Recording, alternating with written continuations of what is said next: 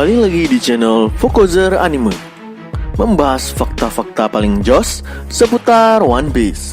Nah, kali ini Fokozer akan melanjutkan cerita tentang Novelau. Novelau kali ini adalah pada part ke-8 tentang pertarungan laut perdana dengan bajak laut. Bagi teman-teman yang belum mengikuti part 1 sampai part ke-7-nya, silahkan cek dan nonton dahulu dari part pertama sampai part ke-7 agar mengerti dengan alur ceritanya. Kita mulai saja Novelau part ke-8. Malam itu, begitu semua pasien dirawat, dokter memberitahu aku bahwa aku bisa pulang. Aku melepaskan mantelku yang berwarna putih, mengucapkan selamat tinggal dan pergi. Begitu aku berada di luar, napas besar keluar. Aku suka pekerjaanku dan aku senang melakukannya. Tetapi merawat orang sepanjang hari itu melelahkan. Aku berjalan keliling kota mencari sesuatu untuk dimakan dan untuk mengisi energiku kembali.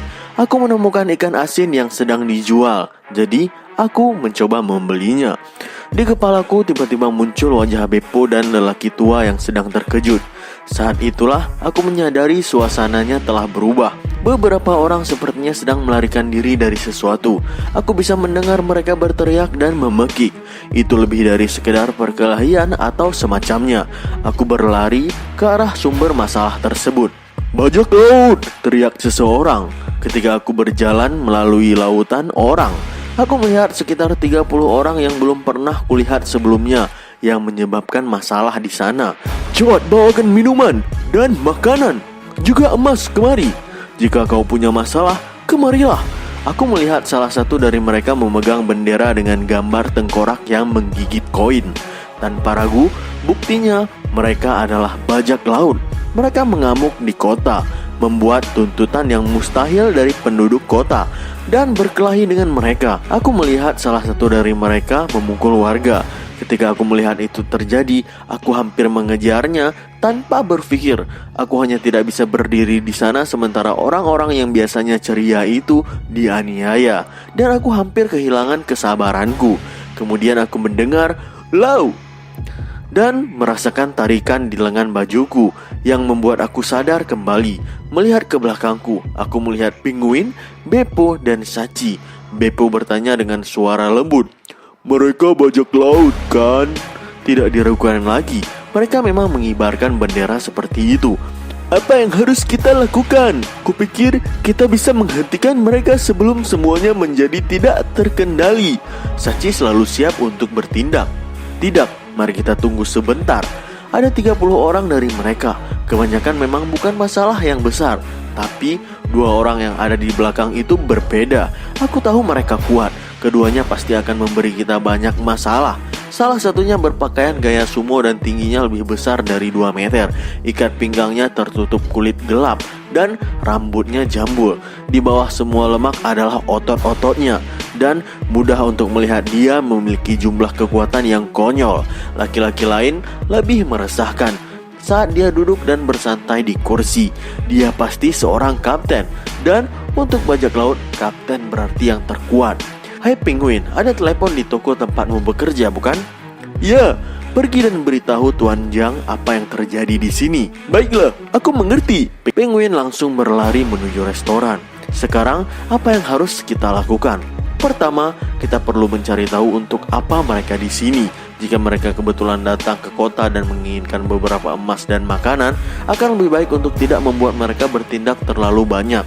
Ketika aku sedang merenungkannya, Led dari kantor tempat tinggal berlari ke arah bajak laut tersebut. "Sialan kalian, kau tidak akan membuat kota kesenangan berantakan seperti ini sementara aku di sini," kata Led. "Oh, ada seorang pemberani di sini." "Hah, ya ternyata itu kau, Led, bukan?" "Haha, sudah lama." "Arthur Baka, kenapa kau kembali ke kota ini?" "Oh, jangan lihat aku seperti itu, Led. Aku baru saja datang untuk menghirup udara di kota asalku. Itu saja." "Yah, kurasa anak buahku sedikit di luar kendali." "Kau benar-benar berpikir aku akan percaya dengan kata-kata orang yang telah mengubah kota ini menjadi lautan api 20 tahun yang lalu?" Aku tidak mengerti apa yang sebenarnya dimaksud Led dan Arthur Baka ini. Tetapi sepertinya itu bukan pertama kalinya bajak laut itu mengunjungi kota ini. Apapun masalahnya, ini buruk. Led adalah pria yang berkepala tebal. Pada tingkatan ini dia akan mencoba untuk melawan 30 bajak laut sendirian. Banyak dari mereka sudah mendekatinya. Aku juga telah berhutang budi kepada Led. Aku tidak bisa hanya menonton saja. Tepat ketika aku melangkah maju, pria yang tidak bergerak di kursinya tiba-tiba berdiri. Tunggu, jika kalian membunuhnya, sumber informasiku yang sangat penting akan hilang. Mari kita bicarakan hal-hal dengan baik. Ai, Kapten, kata kru dengan suara bergetar. Jadi, dia pasti kepala dari kru bajak laut itu. Aku bisa merasakan perubahan suasana yang segera setelah dia berdiri dari kursi.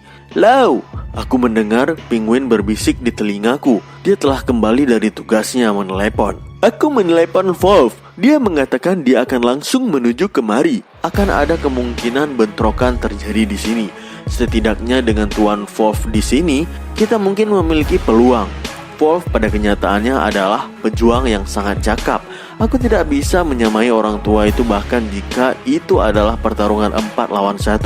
Kami terus diam dan terus mendengarkan percakapan antara Led dan Kapten. Baka, aku bertanya sekali lagi, kenapa kau di sini? Led bertanya dengan nyaring, menolak untuk mundur. Kenapa ya? Baka tertawa keras. Tampaknya ia sama sekali tidak terganggu. Ada 2 alasan kami datang ke pulau ini. Yang pertama, kami butuh istirahat. Kami baru saja berangkat ke Grand Line belum lama ini. Sepenuhnya kami telah siap, tentu saja. Tetapi tempat itu berada di luar persiapan kami.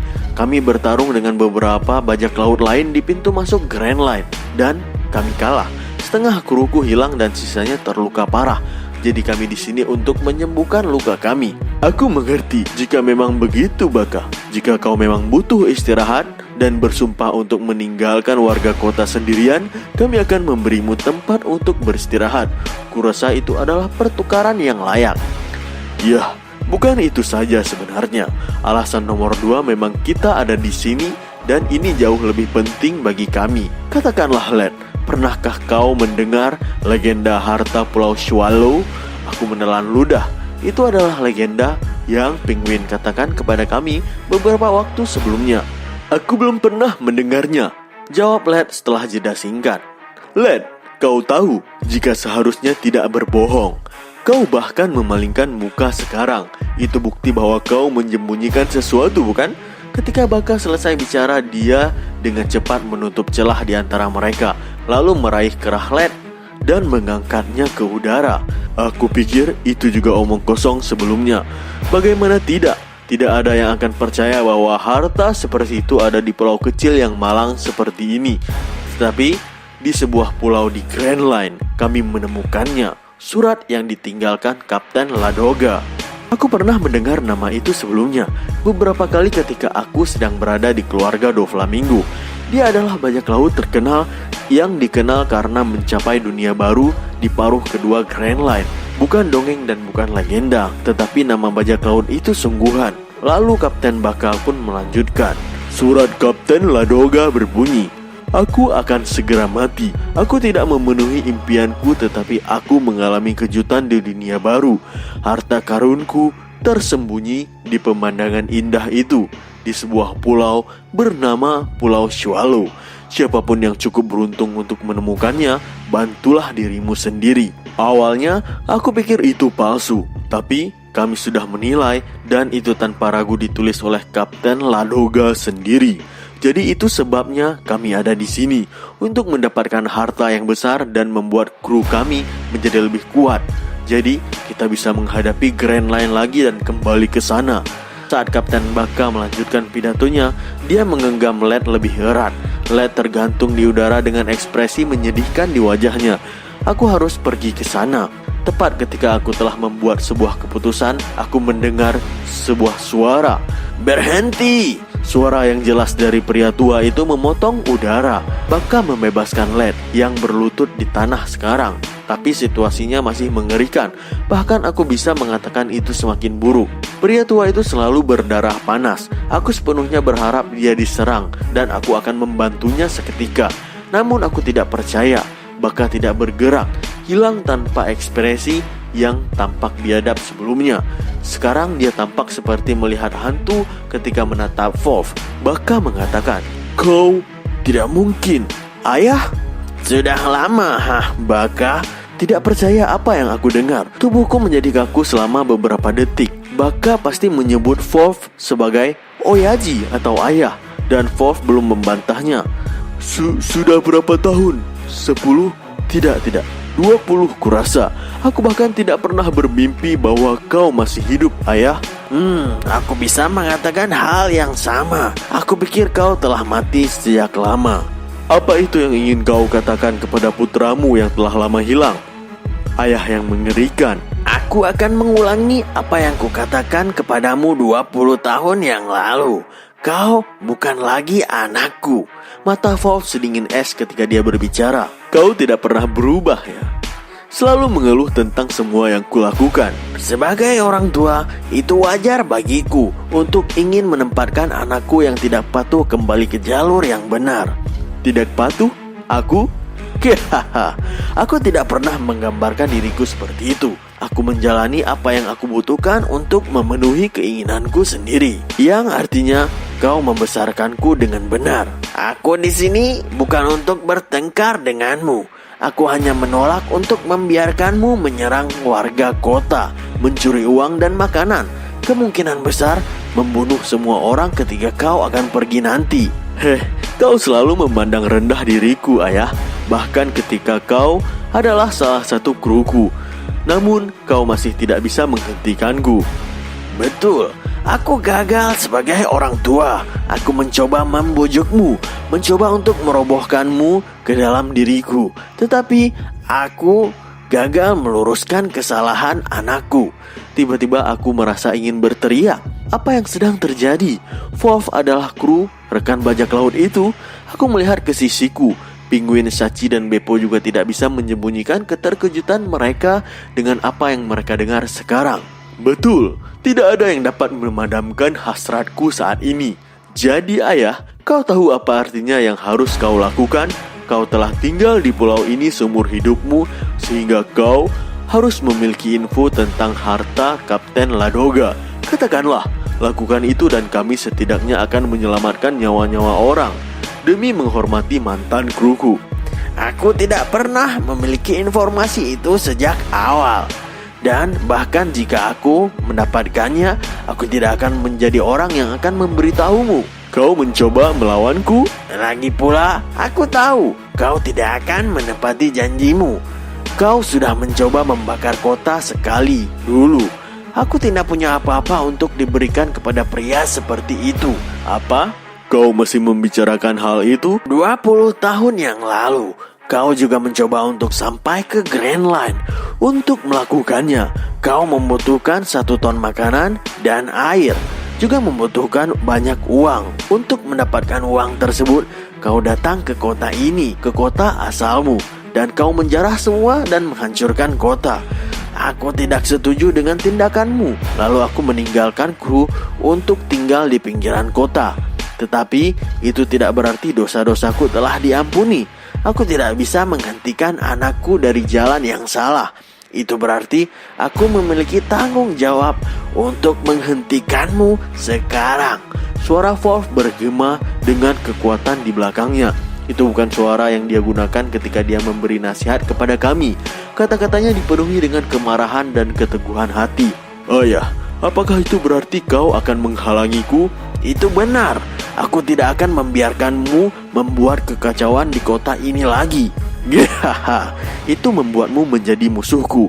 Tidak peduli jika kau adalah orang tuaku atau bagian dari kruku. Aku akan menghancurkan siapapun yang menghalangiku. Baka mengangkat mes raksasa di tangannya dengan tinggi di udara. Sebagai tanggapan, Wolf mengeluarkan pistol dari jaketnya. Beppo, Shachi, Penguin, ayo kita pergi. Kami pun langsung menuju ke tempat Wolf dan Baka berdiri. Sebelum kami tiba di sana, para perompak lain dari kapal Baka mulai mendekat. Baiklah, sampai sini dulu penjelasan tentang Novelau part ke-8 ini. Akan Mimin rilis lanjutannya besok. Nantikan lanjutannya pada part 9 Novelau tentang pertarungan antara Lau dengan bajak laut Baka yang merupakan salah satu bajak laut yang hebat dan memiliki kekuatan yang hebat juga. Nantikan lanjutannya pada channel ini. Stay at Focozer,